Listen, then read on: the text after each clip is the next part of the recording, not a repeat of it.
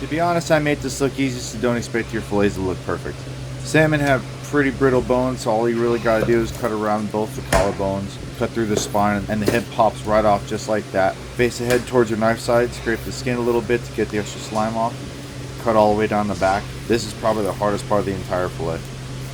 Break the first couple of pin bones, slip your knife over the rib cage, and ride the spine all the way down. Not using too much pressure, otherwise you're going to have to trim the rib cage out, which is not a big deal. You're going to see some blemishes in this because these things are pretty soft. Cut your belly fin out, move your fillet out of the way, and flip your fish over. Score the tail. Cut on top of the dorsal fin. Try not to screw it up like I just did. Break your pin bone. Slip the knife over the rib cage. Ride the spine down. Not too much pressure, just like the other side. Trim off the anal fin.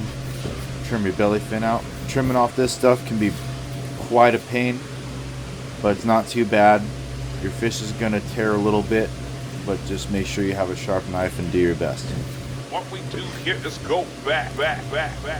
And that's really it. I hope everybody enjoyed watching.